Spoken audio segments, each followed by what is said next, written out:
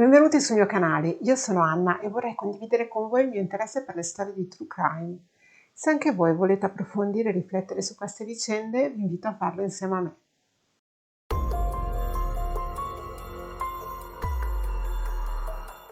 Un segreto inconfessabile, da custodire a qualsiasi costo, anche a costo di sacrificare la vita della persona amata.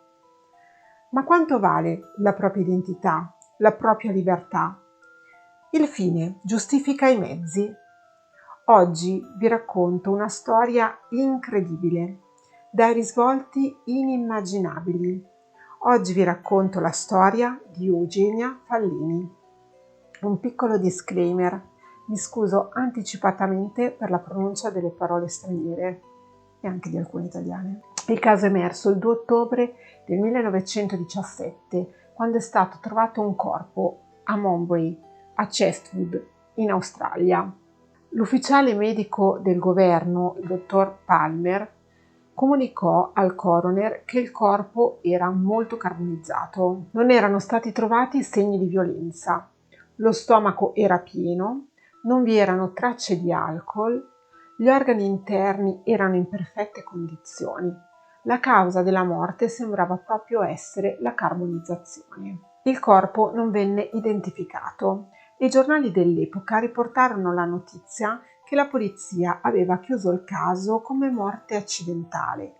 Questo perché accanto al corpo della donna era stata ritrovata una bottiglietta di cherosene e inoltre dei testimoni avevano raccontato che in zona si aggirava una donna che si comportava in modo strano. Una volta deciso il verdetto e chiusa l'inchiesta, il corpo fu sepolto in una bara nel cimitero di Rockwood a nome Jane Doe.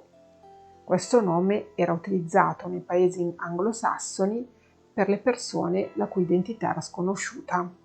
Nel 1920 un ragazzo sulla ventina, Henry Burkett, si reca dalla polizia accompagnato dalla zia per denunciare la scomparsa della madre.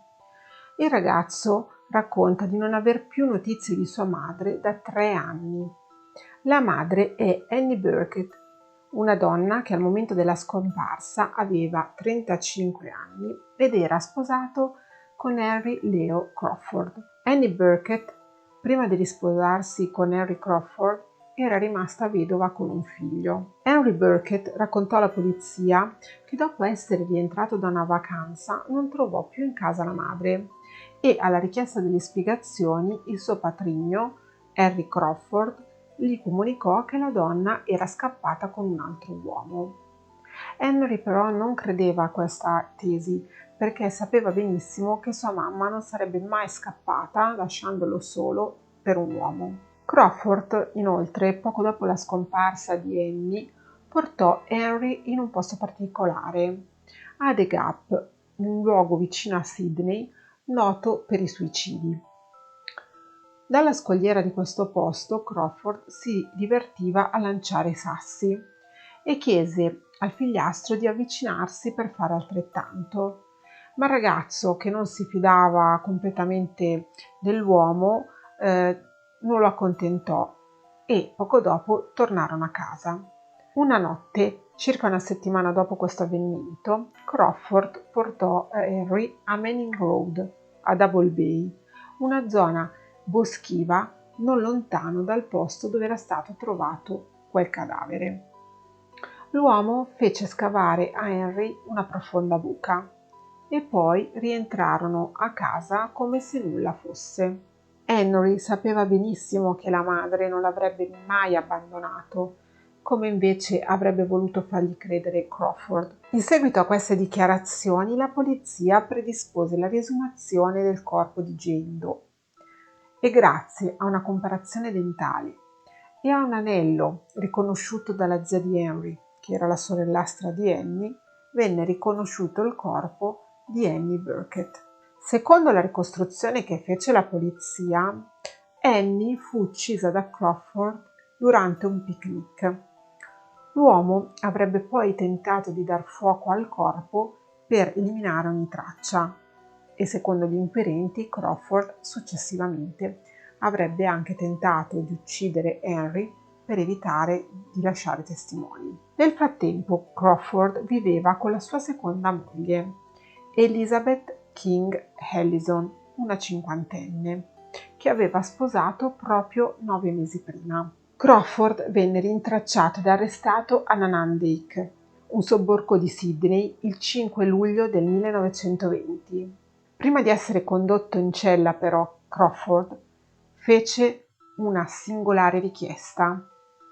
Chiese infatti di essere trasferito in un carcere femminile, sollevando grande stupore tra i presenti.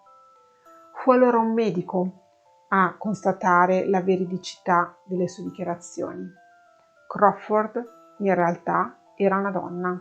A questo punto Crawford rivelò la sua vera identità.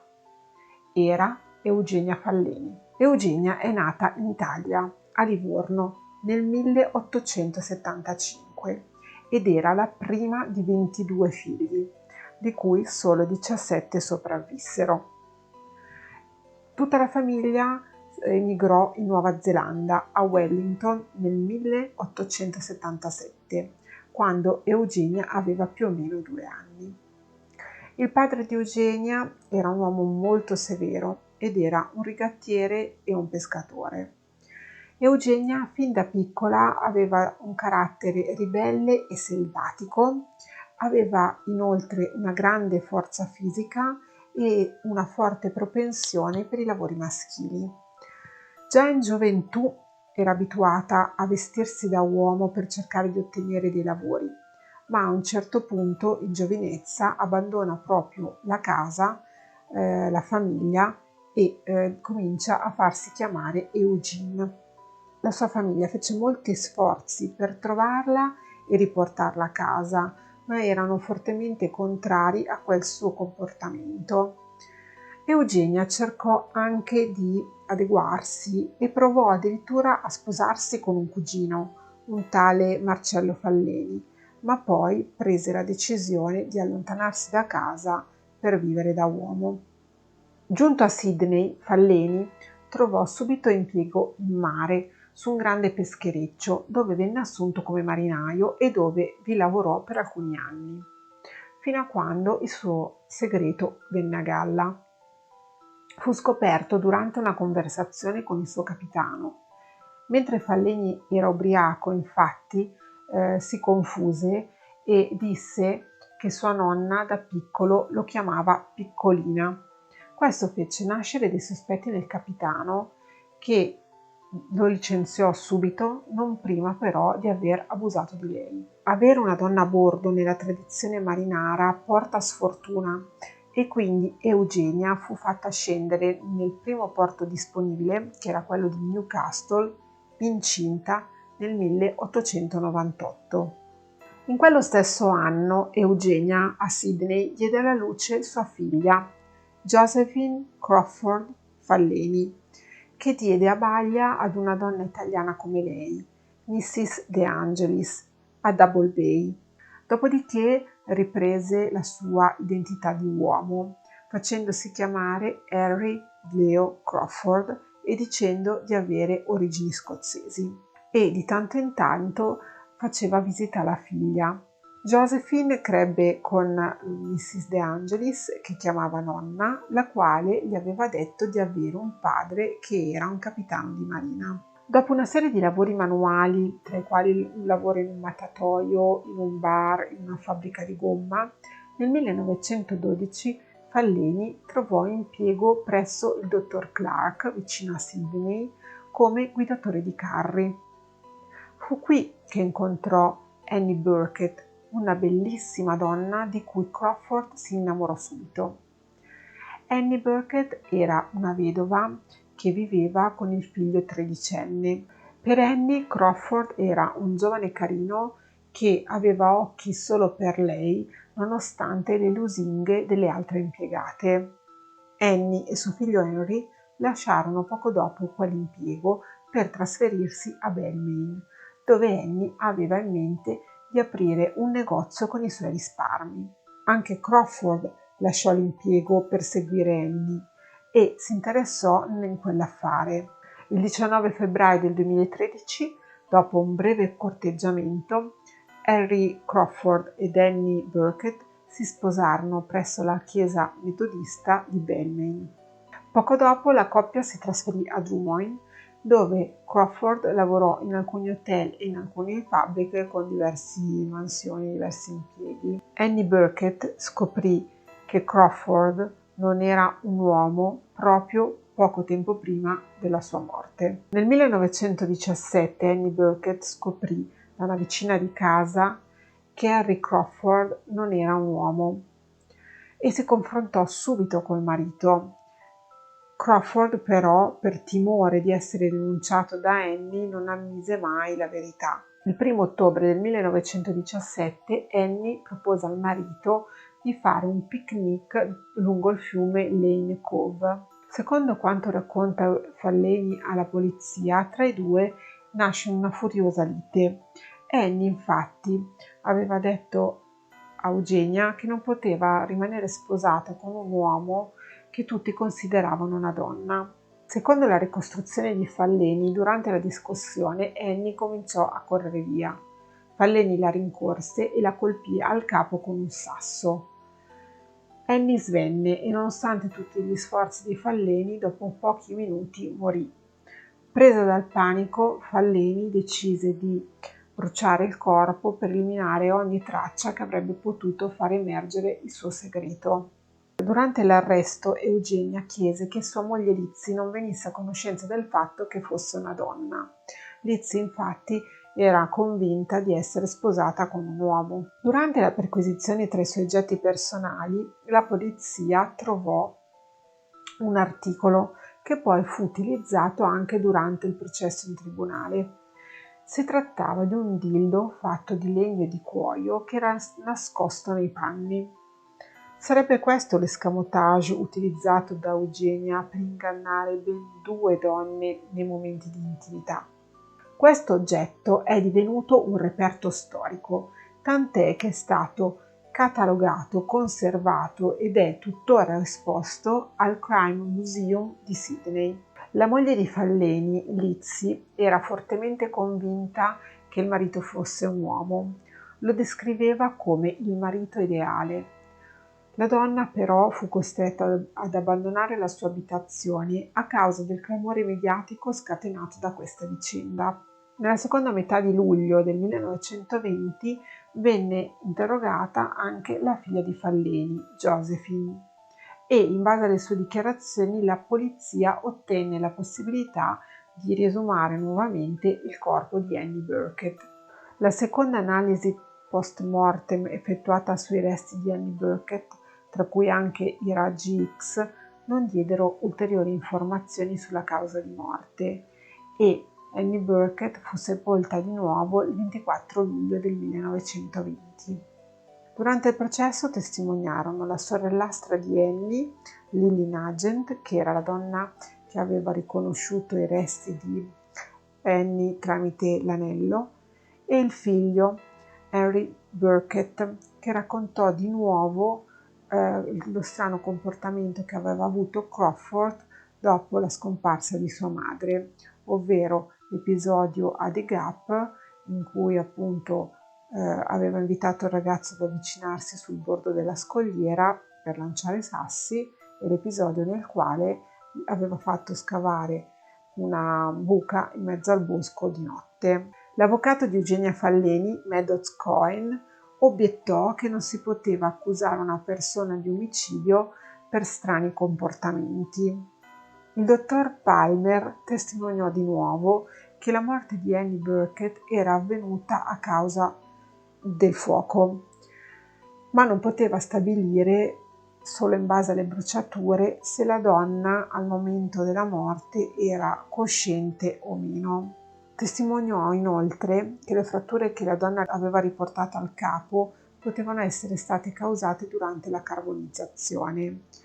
Solo una era una ferita un po' più profonda delle altre e poteva essere stata inferta prima della carbonizzazione. Testimoniò anche una donna, Henrietta Shelbick, che disse di aver affittato una stanza a Falleni dopo la morte di Annie. La donna testimoniò che lo stesso Falleni gli aveva detto che una volta stava litigando con la moglie, lui le aveva tirato un sasso in testa e le cose si erano sistemate. La stessa donna testimoniò che la notte in cui Falleni fece scavare la buca a Henry aveva intenzione di ucciderlo. Altri testimoni invece raccontarono che Falleni, che non sapeva né leggere né scrivere, aveva chiesto a diverse persone di leggergli il giornale quando c'erano articoli che parlavano della donna trovata carbonizzata. E infine al processo testimoniò Josephine,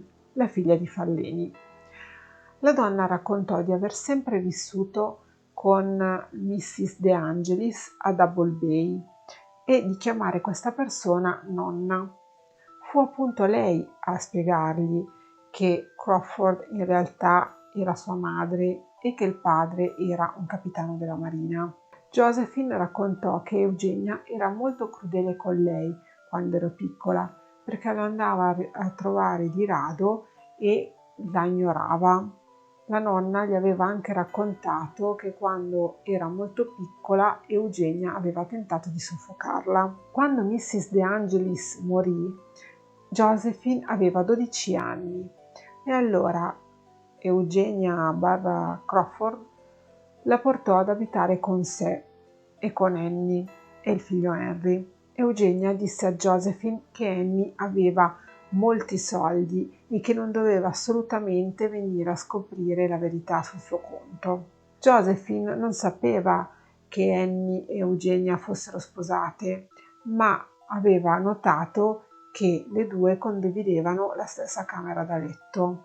Il processo per omicidio ad Eugenia Falleni si tenne nell'ottobre del 1920. Il caso dell'uomo-donna ottenne un fortissimo eco nella stampa ed era anche alimentato dal fatto che a volte Eugenia Falleni si vestiva da donna, a volte si vestiva da uomo all'interno del processo. La curiosità della stampa inoltre si è accesa ancora di più quando all'interno del tribunale fu sventolato il dildo che era stato ritrovato tra gli effetti personali di Eugenia Falleni e che fece nascere un'accesa discussione tra l'imputata e l'accusa. Eugenia Falleni si dichiarò non colpevole e la giuria ci mise 2 ore a emettere il verdetto, che fu pena di morte. Sempre in quell'anno Eugenia Falleni fece appello all'accusa. La Corte d'Appello Criminale confermò il verdetto di colpevolezza, ma decise di ridurre la pena. La trasformò in carcere a vita. Molti amici di Eugenia Falleni e anche alcuni detenuti nel corso degli anni chiesero per lei la scarcerazione e nel 1931 l'allora ministro per la giustizia Lamaro, dopo un'ora di discussione con Eugenia, le garantì la libertà per via del fatto che ormai aveva più di 60 anni e che non godeva di una forte e robusta salute. Dopo aver lasciato la prigione di Long Bay, Eugenia Falleni fu portata via in macchina verso una destinazione sconosciuta. In questo periodo Evening News riprese la notizia e sollevò alcune questioni. Innanzitutto sosteneva che non vi era certezza che il corpo riesumato fosse effettivamente quello di Annie Burkett. Inoltre sosteneva che le fratture che erano state ritrovate sul cranio potevano essere la conseguenza della caduta di un corpo morto e che quindi non era così sicuro il fatto che l'omicidio potesse essere attribuito a Eugenia Falleni. Eugenia assunse il nome di Jane Ford e divenne proprietaria di una piccola pensione a Pennington, a Sydney. Il 9 giugno del 1938 Eugenia Falleni inciampò su Oxford Street e fu investita da un motocarro. Morì il giorno successivo al Sydney Hospital a causa delle ferite riportate. Venne riconosciuta unicamente per le impronte digitali e per le 100 sterline che aveva nella borsetta e che erano frutto di una vendita che aveva appena effettuato. La polizia chiuse la vicenda come morte accidentale. Il funerale di Eugenia si tenne con l'ultimo nome che aveva assunto, Jane Ford, e fu seppellita nel cimitero di Rockwood. Il destino di Eugenia Falleni sembra molto simile al destino della santa che ha il suo nome, di Santa Eugenia. Anche lei infatti si era travestita da donna per scappare dalla casa paterna. Si era convertita al cristianesimo e si era nascosta in un convento maschile, salvo poi essere uccisa quando venne scoperta. Il fenomeno delle cosiddette passing woman, ovvero quel fenomeno per il quale alcune donne si travestono per parte della loro vita o per tutta la loro vita da uomo, è un fenomeno tipico dei paesi anglosassoni di immigrazione tra il XIX e il XX secolo e fu reso possibile sostanzialmente a causa della mancanza dei documenti di identità.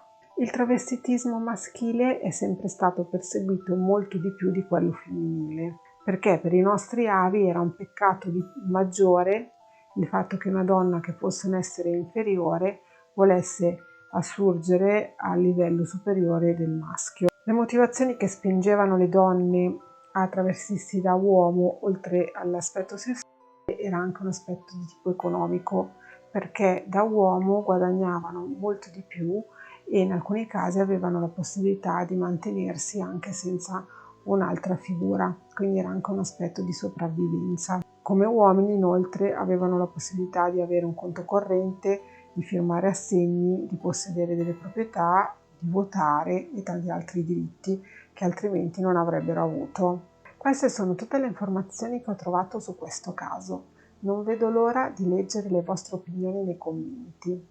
Spero che questo video vi sia piaciuto e vi invito a iscrivervi al mio canale se non l'avete ancora fatto. Vi saluto, alla prossima domenica. Ciao!